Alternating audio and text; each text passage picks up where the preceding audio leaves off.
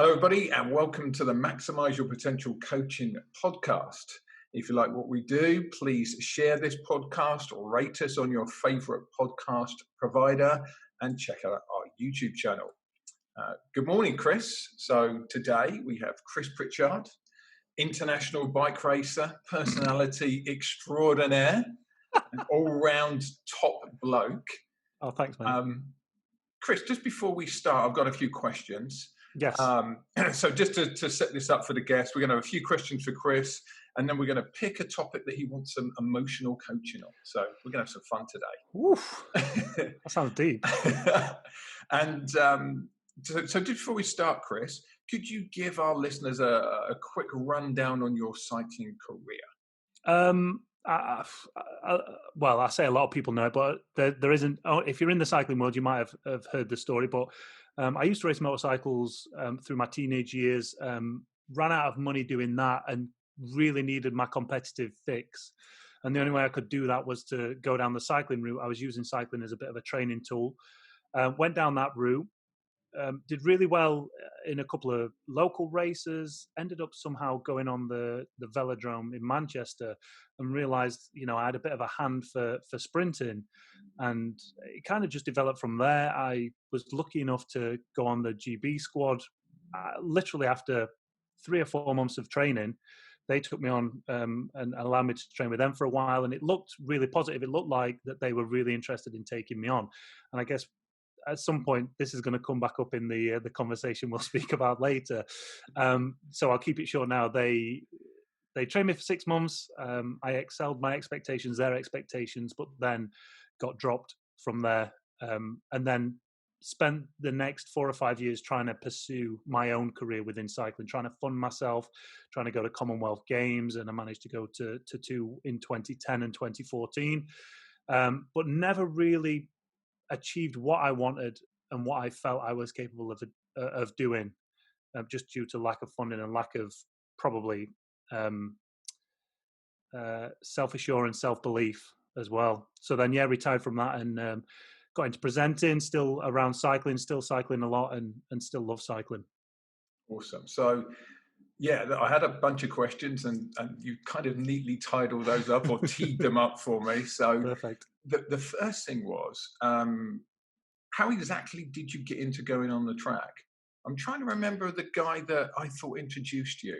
So it was a Team GB psychologist, wasn't it? Yeah, as a sprinter, it was Dave Riedel. That's it, Dave Riedel. So he was working under Steve Peters, who most people will know, and I'd kept going up to track league, and I was racing endurance, and he'd say to me every time, "You're not an endurance rider, you're a sprinter. Stop wasting your time on that. Come and train with us." Stop messing around. Yeah, and literally it just went on for weeks and weeks, and I was like, "All right, okay, let's have a go." And then that's when he introduced me to specific training for sprinters, and we were doing flying hundreds or really short, intense efforts, and it just kind of snowballed there, and the technique came, the speed came, and we spoke about this last week. The first event that I raced, you were there, and some of the GB riders were there, and I had no idea who everybody was until later, and I managed to win that event. Yeah, like without any knowledge of really what I was doing. And I remember it. I remember it really well. I was like, who is this skinny guy that's like in his mid-20s that I've never seen before that is kicking everybody's ass? Because everyone knew everyone at that time, didn't they? And subsequently, I got to know everybody. Around. You just got to the front and went fast, if I remember rightly, and nobody could come around you. That was it. But I had no idea what I was really doing. Speed, if you're fast enough, you're going to win. You don't need tactics if you're fast enough. Until you get to World Championship. Until you get to the World Championships, and then it does, I mean, at every level it helps, but if you are fast enough, eventually you'll win a bike race. Yeah. So I really want to delve into, if you don't mind, the stuff around the GB team, because as an outsider watching that, as a coach myself at the time, I was really impressed by how quickly you progressed. I seem to remember you doing world-class times within 3 or 4 months of starting track sprinting, like really, really fast, and being not far away from what kind of the guys that were one level younger than you on the program were doing, that had been doing this for 4 or 5 years or even longer than that. Yeah. So, I just remember you coming in and making this huge impact, and then talking to one of the GB coaches and them saying, like, after 5 or 6 months, yeah, I don't think we're going to keep Chris on. And I was like, why? I can't understand this guy is so fast. And they couldn't really give me a reason. They're kind of like, well, he can't quite start fast enough. I'm like, has he been in the gym for long enough yet? Like, it takes time to build strength. So tell me what that experience was like. It was pretty surreal. So it potentially may never have happened so if we go back before they even started, there was a Sky TV documentary that was being made of these 4 or 5 women who were trying to lose weight, and they were using Steve Peters and they were using cycling as a tool to help them lose weight. And it just so happened that they didn't have any track time, so they came on the same training session as us. Right. And Shane Sutton was there supporting them, and me and Dave were doing our efforts. And Shane said to Bob Barber, who at the time was the manager of the velodrome, he said to him, like, who's this? Who's this guy? And Bob knew me, so he was like, oh, it's Chris Pritchard, and he's just doing a bit of training, wants to sprint. And I came off the track, and Shane had left, and Bob actually said to me, Shane's just been asking who you are. Now, I obviously I knew Shane was, and I was like, really? He was like, yeah. Just as I was leaving the track, and putting my bike in the car, he was parked next to me, and I noticed him, so I was like, I should take this opportunity just to at least introduce myself. So I just knocked on his window, wound it down. I said, Shane, my name's Chris, and been doing a bit of sprinting. And Bob mentioned that you'd asked who I was. So he was like, oh, yeah. He exchanged emails and said, just email me sometime. We'll see what we can do. So I emailed him, and he said, come down and train with us. Jump in the gym with us and see how you get on. Now, as you'll know, and most people know me, know that strength isn't my strong point. It's speed. I relied solely on the speed. So when we got in the gym, I think it was a bit of a wake up call, and I was like way off what everybody else was doing, and they kind of looked at me and went, maybe not. Have you been doing like heavy gym training up until that point? No. Right. So it wasn't until Dave kind of got me under his wing that he started, saying that this is what you need to be doing. So it'd been nowhere near my radar really. But then Shane said, while you're here, let's jump on the track and see what you can do. So I jumped in with the GB sessions, and like you said, I'm there or thereabouts, not a million miles away, with very little technique and very little idea what I'm actually doing. I was able to get relatively close to the young guys' times. And I think that was enough for them to say, well, let's keep an eye on him. Let's see what he can do. So then I was still working full time as a personal trainer, and I'd go up there Tuesdays and Thursdays, spend the morning in the gym, learning about cleans and squats and learning what I should be doing. And then on the track, we were doing standard sessions, and it was all progressing really well. And Dave Brailsford came down to the track centre to speak to me, and he was impressed with what I was doing. He was like, you've clearly got a lot of headroom. You're just starting out, it's a really exciting prospect, so we'll keep an eye on you.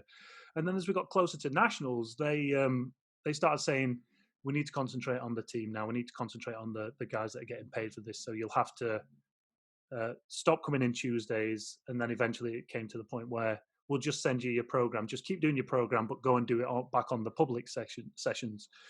And then we got to nationals. And if I remember rightly, I did a 10.5. I think it was 10.598 for the Flying 200. And that put me right in the mix of all the GB riders. I was right there. So I knew I wasn't a million miles away. How long ago was this? Like 2009? So this was 2009. Yeah. So I've been training for 4 months, essentially. Okay. 2009 nationals. So I qualified, I think it was 6th or 7th. And I'd beat a few of the junior riders that were at that point, like the best in the world were doing about 10 dead or 9.9, weren't they? So, you were in half a second or so of the best in the world. Yeah. There was kind of a big gap a big gap. There was a gap between probably Chris and Jason, Matt Crampton at the time, and then the rest of the riders. We were there or thereabouts. Yeah. So I managed to qualify, and then I beat Pete Mitchell in the first round, which again, a guy with loads of experience at the time, still young, but had the experience, and I managed to beat him. Yeah, I remember that well. He still remembers that well. It was a good finish. There's a good photo of that, actually, of Yeah. me and him crossing the line. I did all right in the Kieran, but again, wasn't really looking at that as a specific event that I'd go well in. And I had a big crash, actually, in the Kieran, but I thought I'd done enough. Beating Pete, I was like, right, I know Pete's going to be on the squad next year. If I'm beating him in 3 months, 4 months, there's no reason why they shouldn't be, taking me on. And then fast forward 2 or 3 weeks later, didn't hear anything from them. And then I got this letter, and I remember it like it was yesterday. I was sat in my bedroom at my mum and dad's house, and I remember reading the letter and not believing what the letter said. Like, just refusing to accept what it said. A stage of grief, denial. But then it soon turned into just, well, I guess grief. I was just roaring my eyes out, absolutely bawling, like, how could they do this? This was it. This was my opportunity. This was everything I'd been kind of dreaming of wanting to do and pursue. And yeah, so I phoned Shane. I got straight on the phone. I was like, Shane, what's happened? Why? He says, in a nutshell, he said, you're too old and you're too slow. That was his explanation. Yeah.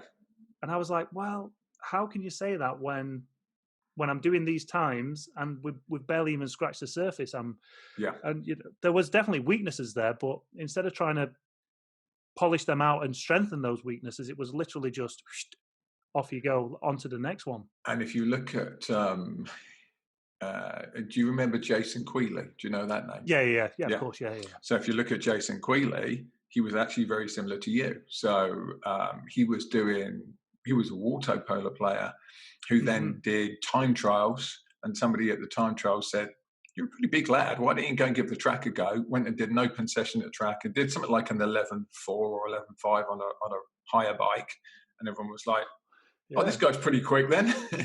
And that was how he got started. But obviously the difference was when he got started, there was almost nobody else. There was Chris Hoy and there was Craig McLean, but they were still very young guys and they hadn't kind of hit international level when he started, or Craig was just about getting there.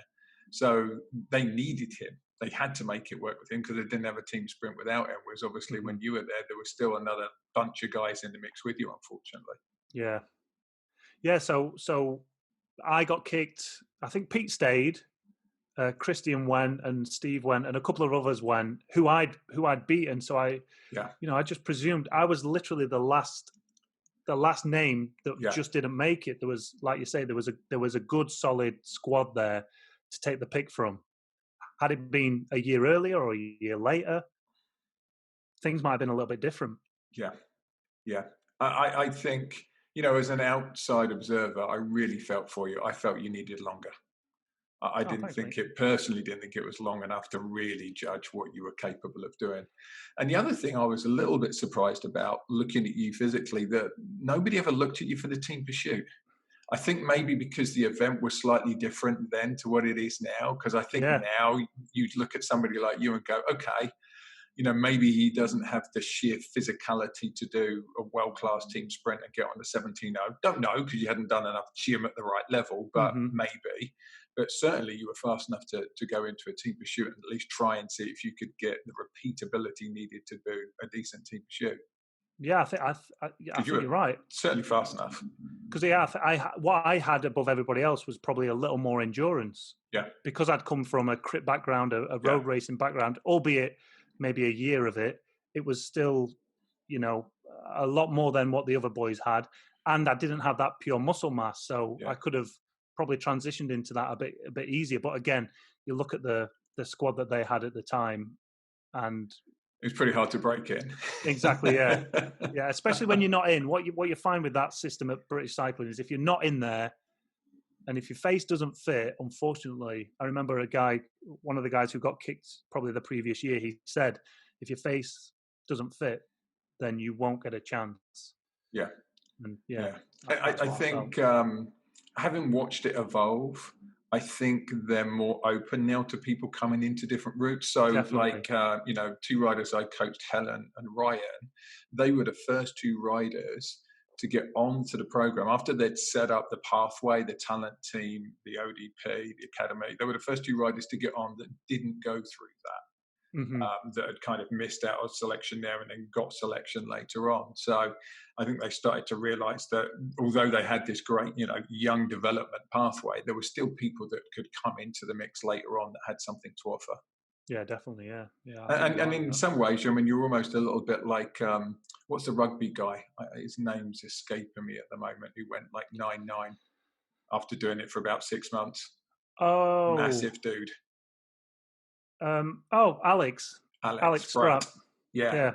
Yeah, a bit like that, isn't it? You come in Mm. that little bit later, and as you say, it's like, oh, can we be bothered to invest the time into getting this guy to the level needed? And it's like, well, the guy's doing 9-9 after riding a bike for about 6 months. Yeah, So, exactly. Yeah, yeah, and he makes me look crap as well. yeah, But yeah, again, how far is he going to go in the sport? Because one, the sport's very limited in itself. If you don't go to Olympics, you're never going to make a living out of it. no. Never. And I probably Not as to be clear to many of our listeners are kind of business people and people in different sports. So to be Mhm. clear, in track cycling, the pot is so small that unless you're going to be going to either winning world championships or kind of medaling at world championships or going Yeah, to the Olympics and medal at the Olympics, it's very difficult to get the sponsorship or the funding from your national governing body to actually make it a career. It's yeah. most people doing track sprinting on the world level are just getting by if they're lucky. Yeah, yeah, yeah. And I probably should have seen that a little bit sooner and realized, but I was so pissed off that Shane Sutton had told me I was too old and too slow that I was like, right, I'm going to spend the next however long it takes to prove this man wrong. Well, I mean, again, Jason Quealy was the same age as you, and 2 years later won Hmm. an Olympic gold medal. And he continued being on the GB team until his early 40s. I think he was 42 when he did the team pursuit at the Euros. Yeah. So, if you look after yourself and if you start high level athletics a little bit later, your career tends to be able to go on for a bit longer because Hmm. basically most people seem to have about 10 years of really hard, intense training before either their body gives out or their mind gives out. And they're just like, I'm done. I can't put myself through the pain necessary anymore. I Yeah. don't want to go and do limit squats anymore. I'm done with it. It's hard. It's really hard to train at that level. And people that haven't trained that hard don't know the energy enthusiasm it requires to go and train that hard every day to stay at that level. Yeah. So kind of the next question for me was, so you got this news, obviously devastating, you picked yourself back up, and then you spent the next 8 or so years kind of on the fringes involved with the Scottish team and kind of Hmm. doing your best to do some kind of representative racing. Would that be fair? Yeah. So I still felt like I mean, my talent didn't, or whatever talent I had, didn't just disappear overnight No. when Shane said I was too slow or too Yeah. old. It was still there, and I still had the hunger to chase something. And when I was a kid, I always wanted to represent Scotland playing football because one, I love football. Two, I love my mum, and that's that. So I always wanted your to. mum's the Scottish Yeah, yeah, yeah. So my part, right? mum's Okay. Scottish, so Okay. I always wanted to represent Scotland in some form, and looking at it, the Scottish team would have been slightly easier to get into, which just helped my case. Yeah. So yeah, that was the plan. It was just all guns blazing towards trying to make it to the Commonwealth Games. So just got my head down, trained on my own with zero funding, and just went back to those public sessions, training with Dave, being in the gym, just learning the craft. And yeah, luckily a year later, well, it would have been less than a year, probably 6 or 7 months, qualified for Scotland to go to my first Commonwealth Games in Delhi. But again, not that I'm taking away from myself, but there was a lot of riders who didn't want to ride Delhi, which just opened it up for us and just made it a little bit It easier. was an interesting experience, Delhi, wasn't it? Like there was Yes. many of the top riders were like, go to a Commonwealth Games in India, get food poisoning, not be Yeah, able to train for 6 months. And exactly. I Yeah. can't remember the stat now, but there was a crazy stat like 75% of the athletes in the swimming competition got food poisoning or Yeah. something crazy. Yeah. Yeah. Like, Yeah. I'm sure the pool was just green when we arrived. yeah, yeah. Yeah. And I remember Pete Mitchell going there and messaging me, and he didn't eat for a week.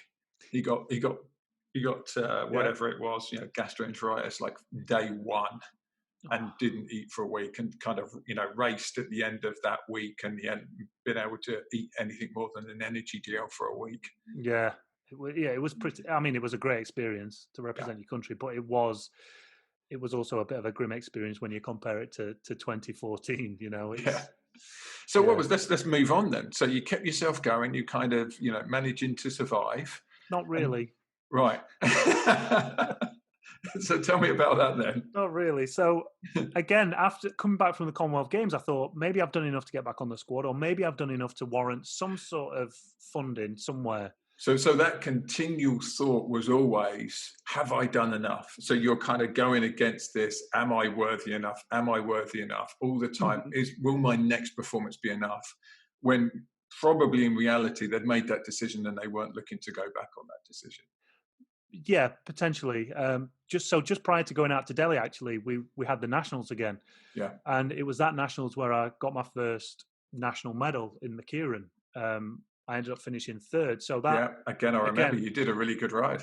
Yeah, there was there's a picture of all the riders lined up, every single one of them a British squad rider, every one of them in the Team Sky kit at the time, and then there's just me in the white ASOS skin suit. And I managed to stick on Jason's wheel, and he pretty much told me to the line. A lot of riders were a bit annoyed at that, I think, but that's how Keirins work. Exactly. Yeah. So I ended up getting my first medal there, and went into Delhi feeling like, potentially we could do something. And again, just feeling like I'd taken another step towards being worthy of that place on the squad, to get that full-time contract, to be able to put everything into it and really fulfill what I thought, was my potential. But in between 2010 and 2014, a whole host of issues occurred. I got signed by Endura, which I guess is a professional contract, but I was never paid. So, but it was a professional team at the time, and they were helping fund my cycling career. So now at least my cycling for that year wasn't going to cost anything. Right. So we planned. How were they funding you then? Like paying for you to go to races? Yeah, just expenses, kit, everything apart from an actual wage. Right. So we were heading out to Moscow to race the one of the big races out there. And on the way back from a training ride, I ended up getting hit by a car, knocked off my bike, broke a couple of ribs, bit of internal damage, but enough to put me out for a good couple of weeks. Yeah. But what ended up happening was I just kind of spiraled into, I'm not sure if it was what you'd class as depression or just a lack of motivation or whatever it was, but I just couldn't find the motivation to go back. I was telling my girlfriend at the time, I want to race, I want to be a professional rider, but I wasn't fulfilling that the image of a professional rider. I wasn't doing. I was saying I was talking the talk but not walking the walk. Yeah. I'll get back into it, and never really got back into it. And kind of my career just fizzled out. And I think I spoke to you briefly about it before. Just a feeling of loss, of like, didn't know who I was, didn't know what I was going to do anymore. If I didn't have this cycling, who even was I? I didn't really have a career to go to, because I'd put all my eggs in that basket. I felt that was, I know this sounds crazy, but I felt that was my destiny. I felt that's what I was supposed to be doing because of how the doors had opened and how the journey had gone. I was like, I've just got to see this through. I've got to keep going. But then it just got so hard. And things got hard at home because I was trying to chase this dream as well. So that it was like a double impact. And that puts a lot of pressure on, isn't it? Like you got a partner, and when did you have your first kid? Was it before or after the 2014 games? So he was 3 months old when we were 4 months old. So he was born in April 2014, and I went in July. So even then, like, as a man, you have commitments now. Like, okay, I have a family, I've got commitments, I need to be bringing in some money. Yeah. And as we kind of alluded to earlier, unless you are right at the very top in track cycling. It's not like a lot of other sports where, you know, you can kind of, I don't want to use the word journeyman because that's not the right term, but, you know, you can kind of be less than the very top flight and still make an actual living. You know, it's a Yeah. productive living, it's a career, it's a profession. Whereas in track cycling, you're doing it for the love of the game. You know, the only person I know really, or the only 2 or 3 people I know who got actually reasonably wealthy from track cycling is Chris Hoy. And maybe some of the girls like Laura Trott have made some reasonable money out of it, out of, you know, appearances and I guess Brad, but probably Brad's more because of what he did on the road than the track. But you know, it's not cycling, even professional road cycling, for the majority of the people in it, it's not a game where you make a huge amount of money. You're doing it because you love the sport. Yeah, I was happy not to make a huge amount of money. I was happy to have made a living out of it, to have just enough to survive. Pursued a passion. That's all I wanted to do out of it. And again, I felt like I was capable of doing so. And again, like you say, pick another sport. If I was, let's say, I was top 10% in Britain. If I was top 10% in Britain in just about any other sport, I'd be making a fairly decent living, wouldn't I? Yeah. If you were playing rugby, if you were soccer, if you were cricket, you'd be doing really well. You'd have a viable career with a healthy lifestyle. Yeah. So and that's it. You know, people look from the outside and they see it, and they look at the GB program, and even the other countries. You know, I'm based now here in America, and the guys here are very envious of the GB program because there's little to no funding for track sprinters here in America. And they look at it and they're envious, and I kind of try to tell them, yeah, it's great if you're one of the very chosen few, but if you're on the outskirts of that, it's just the same for them there as it is for you here. Like it's like anything really. The world has changed. You want to make it, you've now got to have a social media presence, you've got to be engaging people, you've got to be looking for sponsors. You know, that's how you make it work. That's how it works in this kind of business-minded day is. And what I see is many athletes don't understand it's not about results. You know, my friend, back in the day, you know, it was back in the day. Now, you know, you want to make a career as a professional athlete, you know, results will help to some degree, but actually what your sponsors want is what's the return on their investment. And so they want you to have a lot of social media followers, and they want you to be talking about the products that you're using, and they want you to be advertising their business in a professional and exciting way.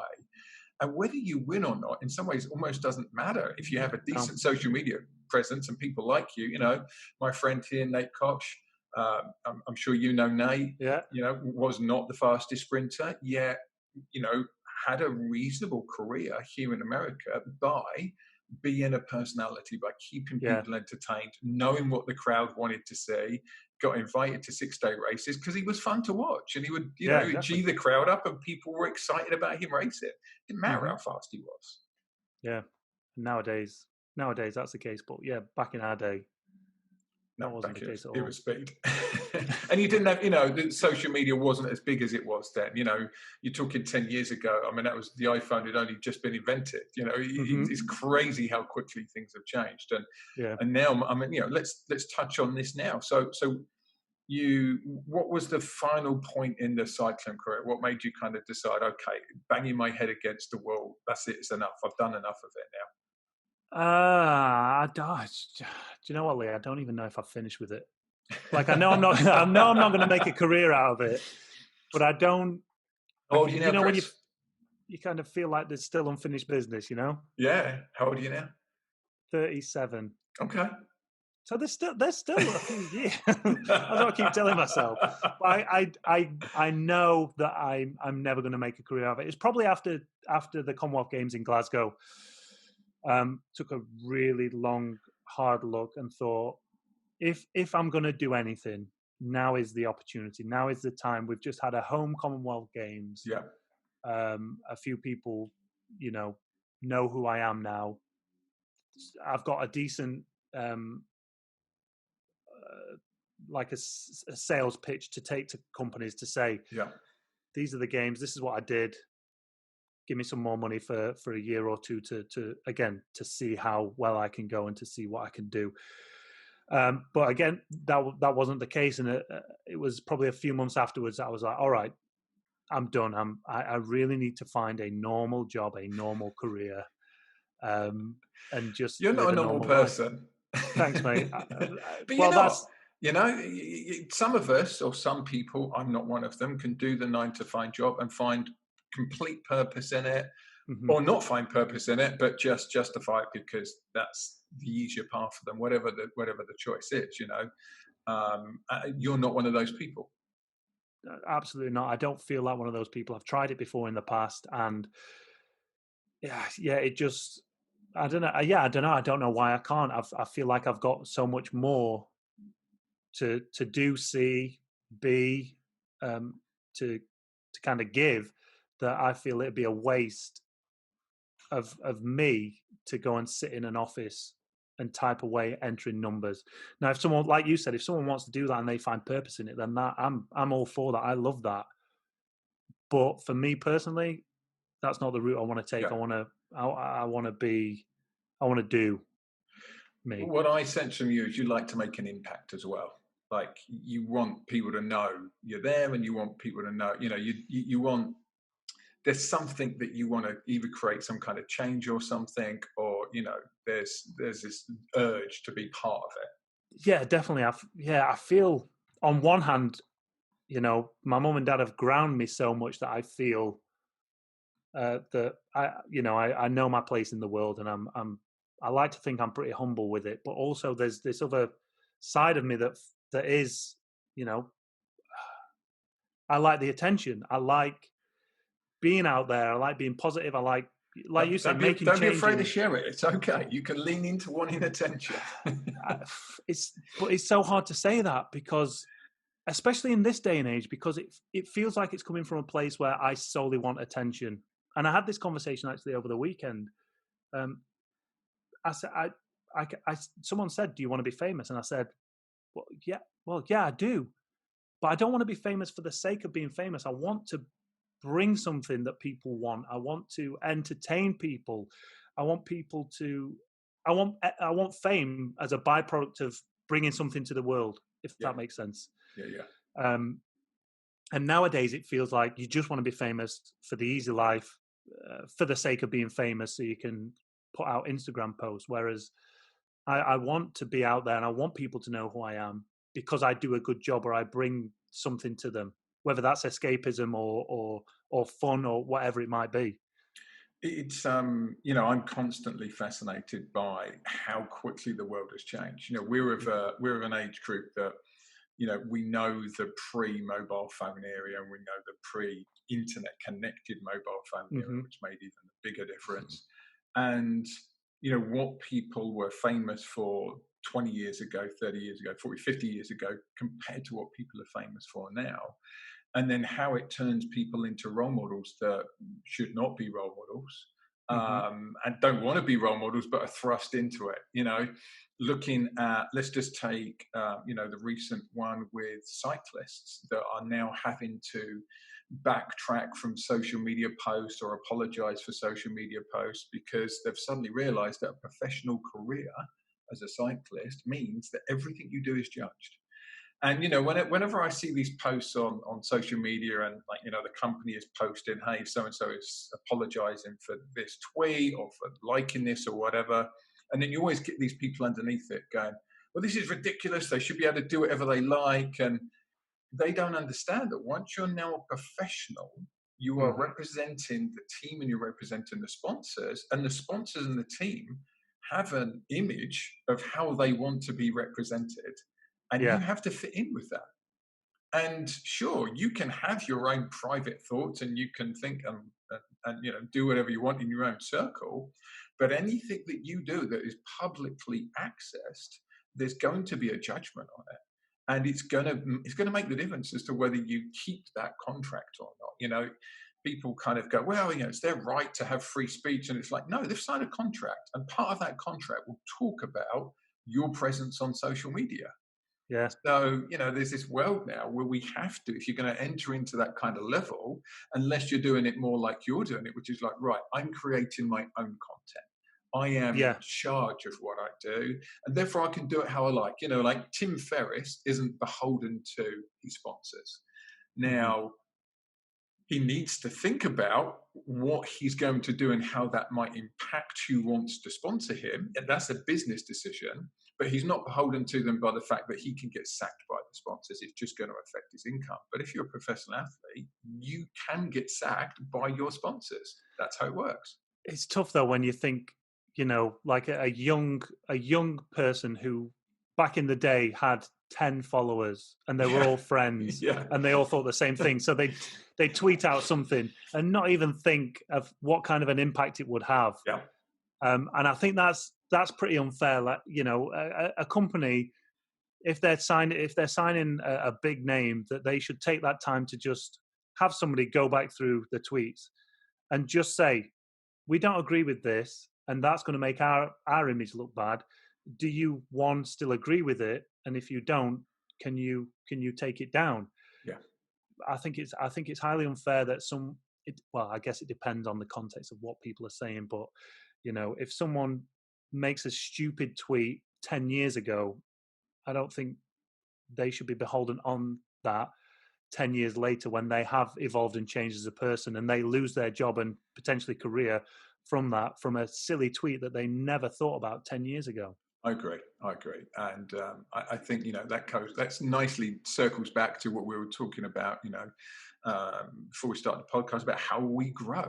As human beings, we grow and we learn, and we get exposed to different people, different cultures, different ideas, and we go, oh, maybe that thing I thought then wasn't so wise, and maybe I can see that in a different light now. And as you get older, if you're interested in emotional development, you get more nuanced. So, when you're younger, things are black and white. This is right, that's wrong. And often you'll follow other people and you don't even give it much actual thought. You just join in for the sake of joining in. I kind of wanted to go back to what you were talking about, wanting to be appreciated and kind of, wanting to have impact, but also wanting to have some kind of appreciation for that impact. And something I do a lot in my coaching work is we look at the three things that people really want, like the basic things. So have you heard of Maslow's hierarchy of needs? Yes. Yeah. Okay. So the kind of the highest one on that was food, water, and shelter. Yeah. And actually Maslow later in his life said he'd got his hierarchy wrong. And the emotional part of it is just as important as the physical part of it. Mm-hmm. So we need three things. So we need security. So the food, shelter, water, that's the security part of it. Mm-hmm. Then the next thing is we need to feel in control. Nobody doesn't want to feel in control of their life. That's why the threat of going to prison is so difficult for people, is because your control is taken away from you. I mean, it isn't in the point of view that even in prison, you still get to decide who you are and how you react to things. But, we want to be in control. So that's a really important thing. And lastly, we want to be loved.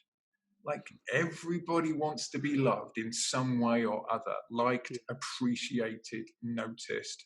So they're the three things that drive human behavior.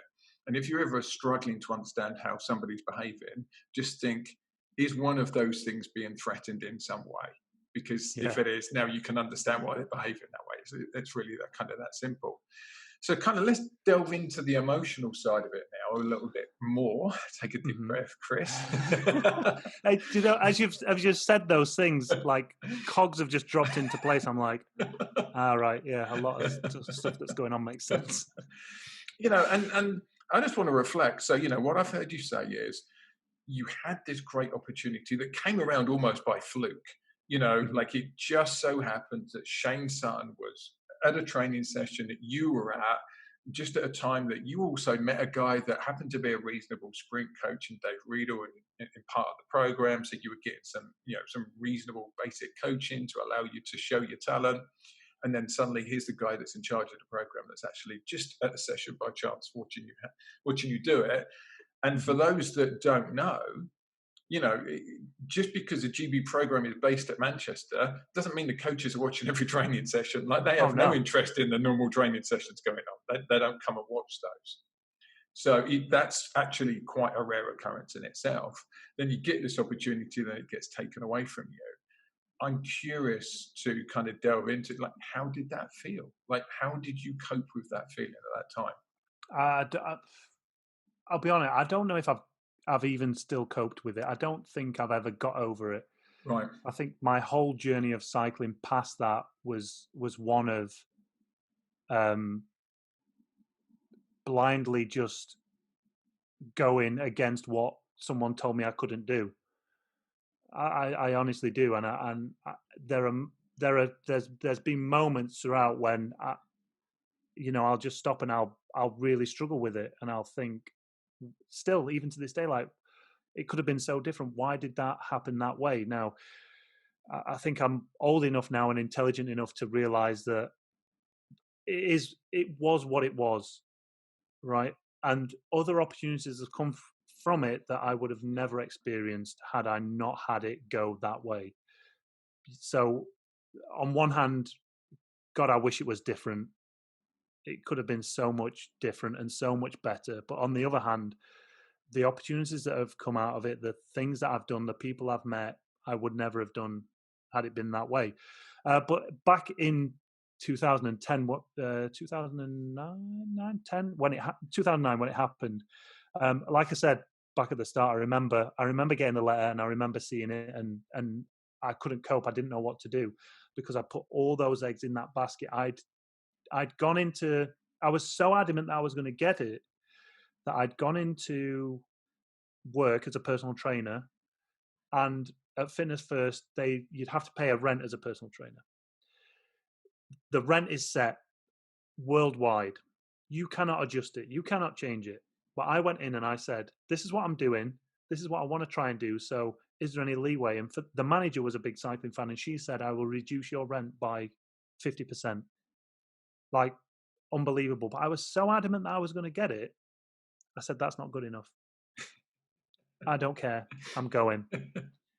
Because I thought, I was in that frame of mind where it's destiny. It's meant to be. This is the path I'm going. So I worked myself up so much, and these huge emotional came, investment there. Yeah. And you've got like the likes of Chris Hoy coming to the same track session as you, telling you, "Oh, great job. What you're doing? How's your training going?" You got Victoria Pendleton saying, "Listen, if you're in with Shane Sutton, you're in. You're in the squad. Like, don't worry about it. Just crack on and do your work." And that's what I did. I didn't slack. I wasn't unfocused. I was And you were fully on it. progressing rapidly from an outside point of view. Yeah. You were progressing rapidly. And that's what I felt. Potentially, again, looking back, maybe I believed my own hype a little bit too much afterwards, and didn't commit the hours I should have done. But in that moment of finding out, I didn't cope with it, and I didn't know how to cope with it, and I didn't know what to do. And yeah, I had somebody there to talk to and really go through it all, it would have been easier to take. But as I say, on my own, just it still haunts me to this day to a degree. Yeah, so let's talk about, so was there nobody that you felt you could talk to about it? Well, I spoke to another guy that was on the squad, Christian Light, at the time. I spoke to him, but I wasn't really. Who went through, just for the listeners, Christian Light, I thought was a huge talent. I still think that he was cut from the program too soon. I think he was a super talented guy. And my judgment of it was, again, from an outsider, was, the coaches just didn't know how to connect with Chris to get the best out of Chris. Chris didn't respond to that kind of regimented, right, this is how we do it, bang, bang, bang. He needed a little bit more space than that, especially where he was at in his maturity at that point in his life. He was a young guy. He just needed a little bit more space to find his feet and to kind of see who he was. But I mean, huge talent. Did an 18.3 when he was 16. I mean, yeah. What an absolute beast. And you see him now, I'm sure you see him now, like weightlifting, and he's a monster. He's an absolute monster, like super powerful, strong guy. So yeah, I can understand how you guys kind of bonded over that similar experience. We definitely became good friends on the squad. But then afterwards we always kept in touch and made sure we were kind of talking to each other. But I guess, like mental health and that kind of emotional turmoil that you go through with that wasn't something you really talked about back then. It wasn't like on the, I guess, the hierarchy of issues. Yeah. So it's just, all right, it's essentially you didn't get the job, move on, find something else. But again, because I'd put so many eggs in that basket, I was just, I just couldn't cope with it, Yeah, and I hear really you, mate. struggled. In terms of my So what mum, did you do then? Like, it just what I'm hearing is it's still unresolved now because you never really got into it. Would that be fair? yeah, I think it's because I never achieved what I felt I was capable of achieving. Right. And that goes on to that comment where I said I potentially believe my own hype. You know, I'd medaled at a national championship. I must be good. And I got to a certain degree based solely on natural ability, not anything else. And then that that next step, that next level of world class, it I needed to put more effort in, and hand on heart, I can say I didn't, Right. and that stopped me from getting where I felt like I was capable of getting. You got swept away a little bit in the kind of Yeah, the glory and emotion of it all. exactly. Yeah, and yeah, never really fulfilled my potential, and I think that's why I kind of still struggle with it to this day. To have stood on a Commonwealth Games podium, which I felt I was capable of doing, would have made it all worth it. Like the sacrifices my family went through during that period between probably 2012 and 2014, um, I needed to take something back to them. Yeah. You know, my wife, my kid, my mum and my dad. Like I needed to take a medal back to them to say everything I went through and everything you've been through was because of this. So I'm going to challenge that. Do Okay. you think the medal would have made any difference to them?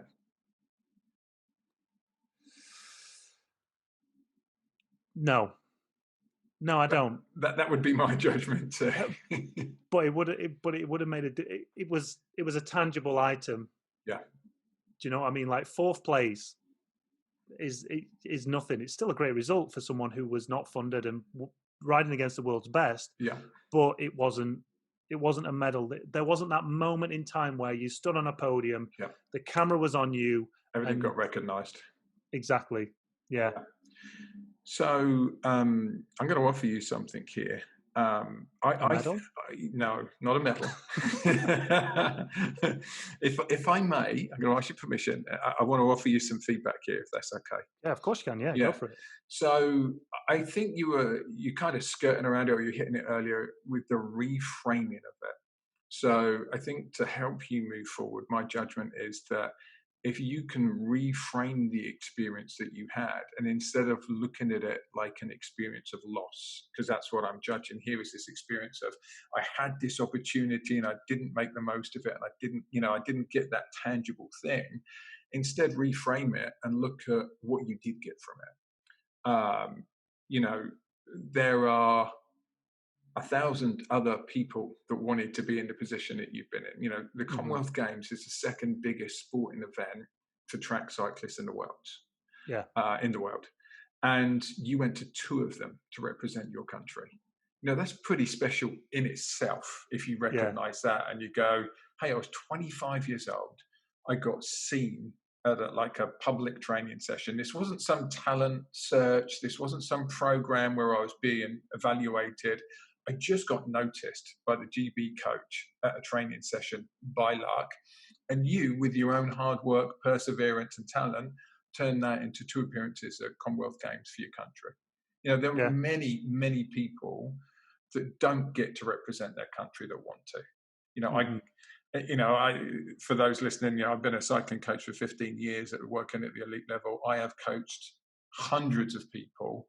Out of those hundreds of people, probably 10 have made it to a level where they represented their country.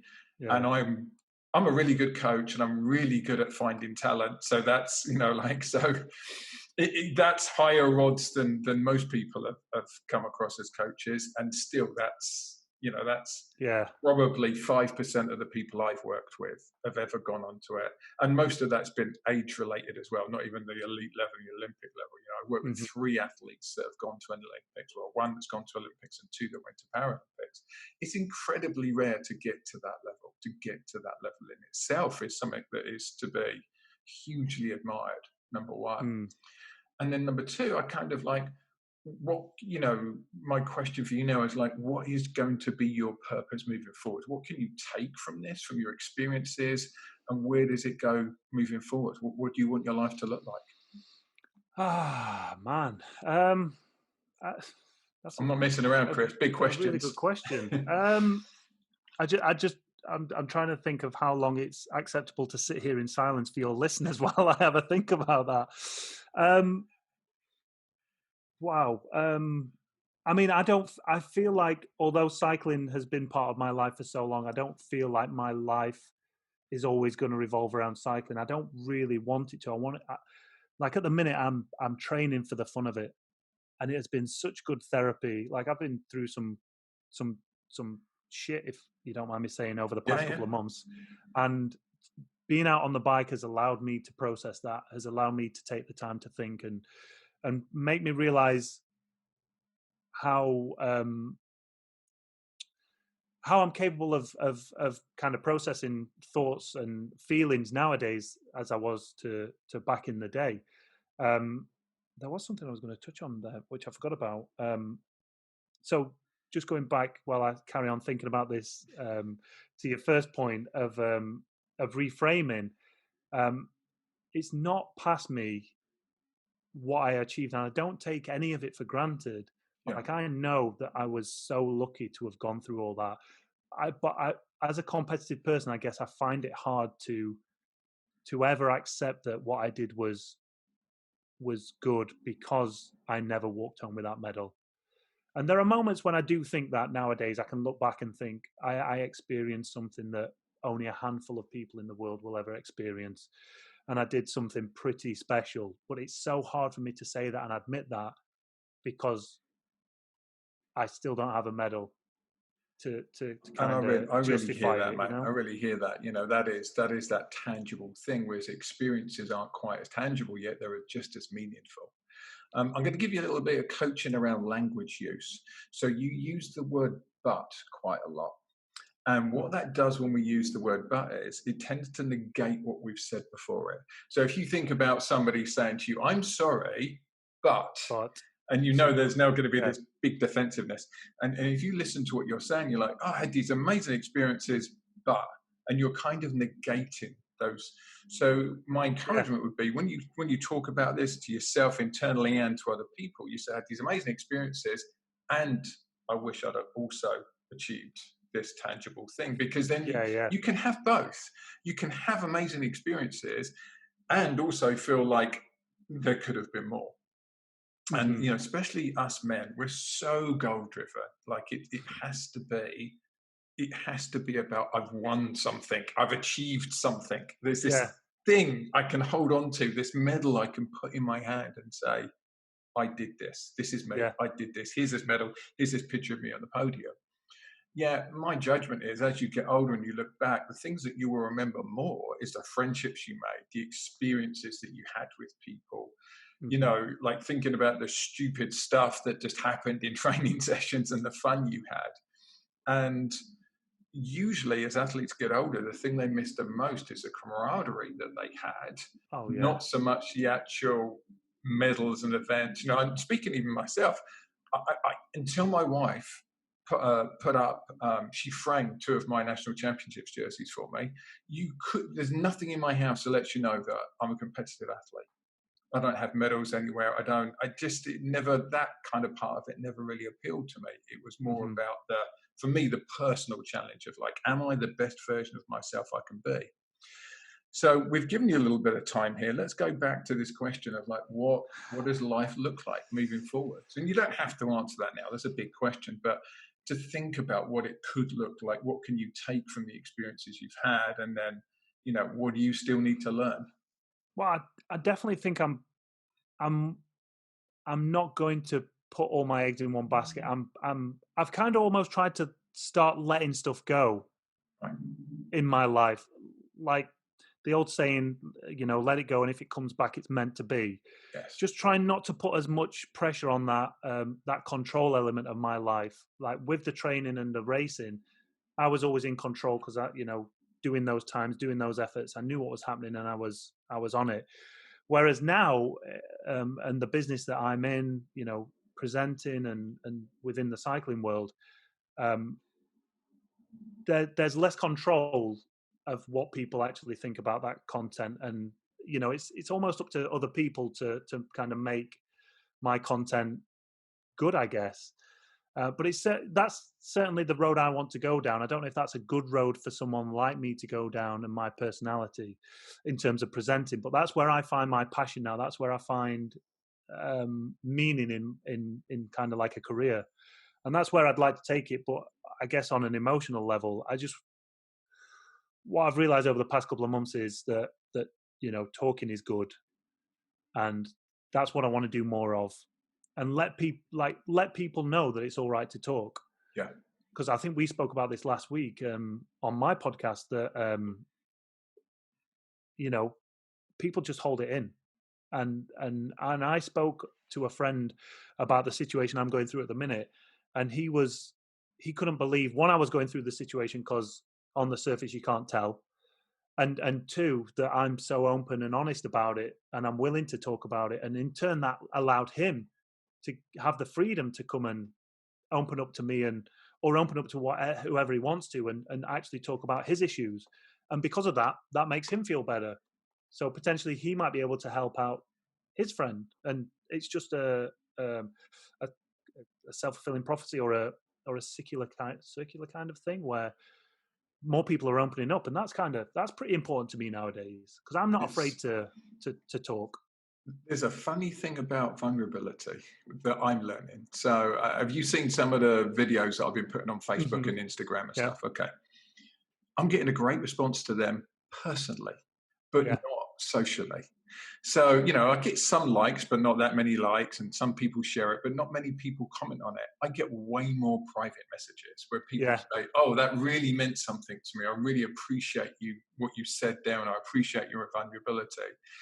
And the thing about being vulnerable is it invites other people, exactly as you said, it invites other people into that space where they can be vulnerable. One of the reasons that me and Ryan Owens run men's groups is because men often don't get the space to be heard. And once you give them the space, it's like, whoosh, all of this stuff comes out. And, years worth of stuff that's been stored up that they've just been, probably afraid is the best word, but just unsure about sharing, because you don't know who it's safe to share it with, because you share it with somebody and then they use it against you, or they say, they kind of ridicule you, or they put you down, they use it in some way. And I think you picked up some really interesting points there, talking about control and what is real control as opposed to what we perceive control as. So when you were an athlete, you're like very controlled, right? This is how I'm going to do stuff. I train at this time, I do this, I have my protein shake afterwards. It's a regimented kind of control. And actually the emotional growth version of control is to put stuff out there and then just go, I'm okay with what comes back. That's real control, is controlling your own reactions to things. And if somebody comes back, every single time you do something, I'm sure somebody puts something in the comments where you're just like, some dumb comment, like I saw one on the podcast that we did, like giving Cam a hard time or something. You're just like, like, why? I mean, we know why they're doing it. They're insecure about themselves, so they project that out and have to push that onto somebody else. But this is where real control, this is where the adult version of control comes in, is you can control your response to that, and you can respond to them, and instead of being angry with them, you can kind of look for their need behind it. So my wife, the therapist, would say, what does their wound that they're hiding with this hate that they're pushing out? It's not about you. It's just a reflection of themselves. So what's the wound that they're hiding? And if you can see behind that, then there's this huge offering that you can give to the world, instead of reacting and going, oh, they don't like me, oh, they think I'm rubbish, to go, hey, what's going on for you, buddy? We had on Sarah's, Sarah's doing really well on her Instagram, and she has like hundreds of comments on every post she does. And there was this one guy that kept commenting. So, I messaged him and I said, I see you. What's going on for you right now? And then there was the kind of initial kind of like, sort off, you know, Friction. like, you know, Yeah. and I just kept saying, okay, I hear your anger. What's going on for you? And then eventually he told me that he was getting divorced and he was splitting up with his partner and he was really struggling. And I'm Yeah. like, well, how about just saying that instead of like, you know, trying to accuse my wife on her Instagram? Why don't you just say, hey, I'm struggling? And many people don't know, they don't have the language, they don't know how to do it. And most importantly, they don't want their vulnerability or fear to be seen. So, Yeah. you know, that's up to people like me and you to lead the charge and say, right, men, it's okay. We can talk about this stuff. This is okay. Everybody goes through it. You know, the last video I did was, I'm not as tough as you think I am. Because people always tell me I'm really tough and I don't need support. And I'm like, actually, no, I'm not. And I do need support, please. Yeah. Yeah, do you know what? Going back to your point of people commenting you on the direct messages, Yeah. after our podcast that you came on, Mm-hmm. within an hour, a guy had emailed me and said, you know, we had some nice comments in the public forum, but he personally emailed me and just said, sorry to spam your email, but amazing, articulate guest. Like, just it just again, it allowed him to start opening up and feel like, oh, I'm not the only one here. I'm not the only one struggling.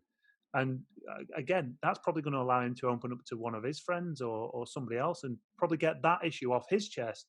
And again, maybe that'll help somebody else. And going back to your other point of people leaving those mean comments, I always try and get involved in those and just be as nice as possible, because 9 times out of 10, when someone leaves one of those comments, I'll just say hello, and then I think it was Twitter that someone basically called me an absolute, the worst kind of word you can imagine. And instead of getting angry, I was like, well, let's just allow him to see what he's just said, and kind of reflect it, you know, get him to look in a mirror for a moment and just see if the issue is me or him. And we started chatting, and then all of a sudden he follows me on Instagram. All of a sudden he's asking if I want to go riding with him, and all, you know, he never said what the problem was, but there was clearly another issue that was at fault here in him. Yes. I don't know if that's the right word, but do you know what I mean? It was obviously going through something. Projection's a word we use for that. So you know, projection is there's something going on for you, and instead of you looking at it, you're going to project that onto somebody else. Yeah.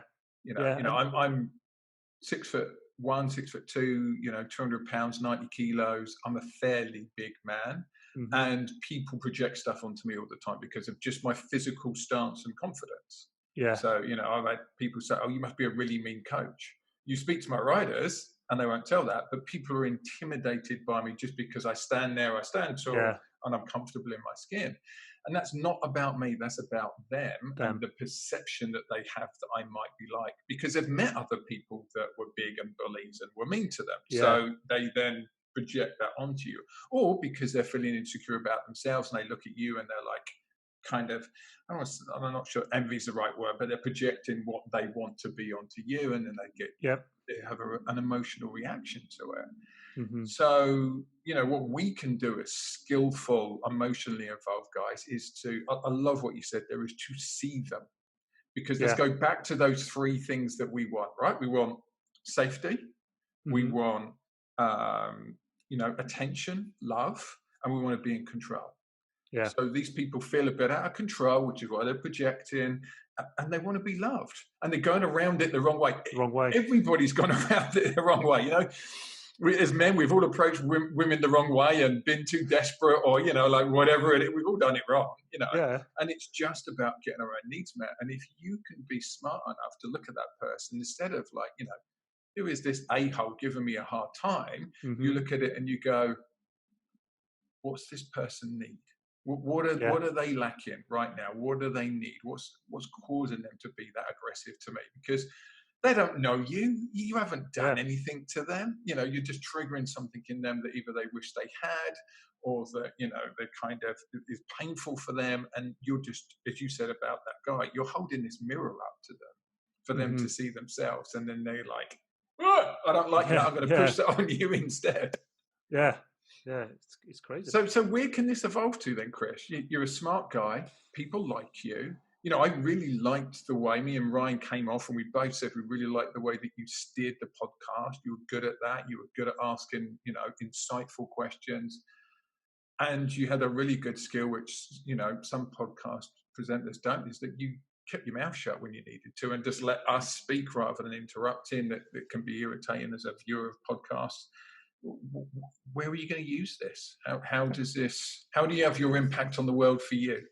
Well, thanks, mate. Now, seeing as we're all about opening up and we're having, a frank discussion, my dream is to have my own show, whether that be a podcast, whether that be on TV or YouTube or wherever it might be. That's kind of what I want to do, and I am fascinated by interviewing people, like finding out about other people, and I remember because you left that comment and it got me thinking, like, it's not a skill that I know I've got, that I've tried to harness or hone, but I've always been a relatively good listener. I've always wanted to know about people. So if I'm ever in a conversation, like all the way back when I had a personal trainer back in 2004, she used to say to me, "Stop asking questions all the time. Why are we doing this? What are we doing this for? Where are we going? Why? She said, "You always say why. Just stop it." And it's kind of stuck with me for the rest of my life. And I do find it insightful and fascinating to sit and listen to people's stories, listen to people's point of view. And yeah, I guess without blowing my own trumpet, I do feel quite confident in my ability to do that. I probably wouldn't have said that maybe a couple of months ago, but now I feel like I'm capable of doing that, and that's what I'd like to do. How does it feel to own that? I'm thinking of people in my head, other people's opinion now. Like, when I say that, a lot of people are thinking, "Shut up, stop being a dickhead, get a normal job." Do you know what I mean? There's lots of people out there that would think that. So I'm going to reflect something to you now that is worldwide, but is particularly to the British. Do you understand the term tall poppy syndrome? Were we talking about that last week? No, we didn't. I was listening to it on an audio book last week. Okay. So I do now, yeah. Okay. So, just for the listeners at home, it's either called king killing or tall poppy syndrome. And that's, if you stand out, if you rise above, and this is one of the things that America tends to be better than the UK at. Like, you're encouraged to stand out in America. You're encouraged to rise above. Mm-hmm. They have less personal and collective shame about themselves and what they can achieve. And, I know I was part of this in school. I was one of those kids that knocked somebody else down. If, who do you think you are? Oh, you're so flash, mate. Mm-hmm. I've been there, and I've had to do my own personal work on, like, how I'm going to stand up and be counted and stand out and be comfortable with being a leader and standing out. So those negative voices you're hearing there, that's that social conditioning of, mm-hmm. In the UK, you shouldn't stand out. We want you to be, part of the crowd. Don't be too flash. You look at how somebody who's got a really nice car in the UK is often, like, kind of, people tease them. They're like, "Oh, look mm-hmm. at you with your flash car. Who do you think you are?" In America, it's like, "Oh my God, you got a Lamborghini. How do I, like, touch it and touch you and stand next to you and, like, shiny object?" So, that's one of the things that can hold the UK back. There's this kind of almost collective embarrassment and shame. You just got to look at how even England looks at itself compared to Wales, Scotland, and Ireland, where Wales, Scotland, and Ireland are like, "I'm proud to be Scottish, and yep. I'm going to fly my Scottish flag, and we can't wait until we're taking the English on in rugby." And England, being that kind of bigger bully, kind of like sinks down a little bit, and it's mm-hmm. like, we're not going to be quite so proud about that. Like, St. George's Day isn't a particularly big deal, with mm-hmm. St. Patrick's Day is this massive deal. So there is this kind of collective Englishness around it, where it's like, you can't stand out, and you have an opportunity to stand up and just brush that aside. That's not about you, that's about them. And going back to control, you get to control how you react to that. And you can react to that and you can shrink back down and you can get squashed by it, or you can stand up and you can go, I don't care what you think. I've Yeah. got something to do here. I've got a passion to do something. I know I'm good at it. I'm going to do it and I'm going to be successful at it. And maybe you can use some of that fuel from the disappointment of not achieving what you wanted to in the cycling Yeah. performance world to go, well, that's the thing that's also going to keep me motivated to be the success that I want to be, to get your medal. Yeah. Maybe my medal's not a physical medal anymore, and maybe it's in something else. And, I think it's probably a great place to end the podcast and leave it there. And now I'm going to leave you and you're going to be texting me like, I'm thinking of all these things. What am I going to do? Just give me another hour. But, what I want to do is I kind of want to, offer to you that you do have a skill set. You are good at something. I've been really impressed, like looking at your show, the viewership that you've built up already. Somebody doing podcasts, me and Ryan and Sarah, we're creating content, we're doing podcasts. I know how hard it is to build that viewership up. And you've done it so quickly. So people obviously resonate with you. What you're doing, they resonate. And I think it's interesting that although it's based around cycling, as you even said when you started it, it's almost the non-cycling cycling podcast. Yeah. Like how much do people really care about, like a detailed interview with riders? There's some people that do, but what we really want to know is we want to know the person. We want to know the person behind the performances. Yeah. That's what most people get excited about. You look at Graham Norton, they don't tend to talk about their money and the films they've done. They talk about the funny stories that have happened to them, and they talk about the challenging things that have happened to them. And that's how we then connect with these people. I don't care how much a top star earns. I want to listen to the challenges that they've had in their life that they've overcome. And I think that's where I want to go with interviewing people and speaking to people, because I just find it absolutely fascinating. Like my story, if it wasn't me, I would go, holy, like that is an amazing story. That's like a Hollywood script up to a certain degree. And it's really fascinating that someone's kind of gone through that. But I guess because it's mine, it's like, just whatever. Do you know what I mean? That's back to that, like British, exactly. I can't really, I can't stand out too much, I kind of got to hide my light, sod that, shine. I'm learning shine that. as bright as you want to shine. And you're not responsible for the way that anybody else reacts. You're only responsible for the way that you react.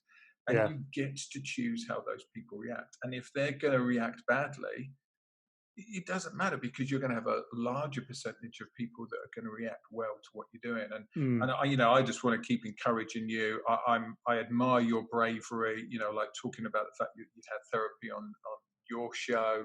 The more of us that talk about that, the healthier our population becomes, and the happier everybody is, and the better the world, bit kumbaya, but the better the world is, because we can all communicate on a meaningful level rather than that really surface level. Yeah. And how's that not a better thing? How could that not be better for the world? The way I look at it now is that's the kind of people I want to surround myself with. So that's how I choose who's in my life. Like, is somebody willing to properly talk? I don't want to just have surface conversations all the time. It's fun to talk about, splits from bike racing and, hey, what did Harry Levation do at the World Championships? He did a 9.2. Oh my God, that's amazing. That's fun. But, I also want to also know, like, how are you doing? What's it like being a dad? Like, what challenges are you facing there? That kind of stuff. For me, I want to feel that emotional connection with people. I'm not particularly. I don't like small talk. Yeah, I can't do it very well. Not everybody can. Some people can, so some people can't. But what do you get out of small talk? You don't you don't really learn much more about that person you're actually talking to. And like you say, you ask those questions where you can, if someone's willing to answer them, then you actually get to learn about them and learn about yourself on a much deeper level, don't you? Yeah, you do. This has been awesome. I thank you for your Oh, time, Chris. hey, mate, it's been an absolute pleasure. Great I've loved show. it. Love talking Yeah, to thank you. you. Great to connect with you again. For our guests out there, sorry, for our guests, you're the guest. For our listeners out there, I'll put it in the show notes. But where can people find you? Where can they find you on social media? Tell them about the show. If you're into cycling, we run a very ad hoc podcast where we try and get as many cycling people on, but we always end up talking about other stuff. That's available on YouTube, on Spotify, iTunes, and SoundCloud. If you search the Gruppetto, you should be able to find that. Over on YouTube is our YouTube cycling news channel. And just for my personal ego, if you want to go and follow me on Instagram, it's Chris_Pritch_, where I post pictures. And he likes the likes, so make sure you like his pictures. Love the likes. Please massage the ego. Awesome. Thank you very much, Chris. Appreciate it. Cheers.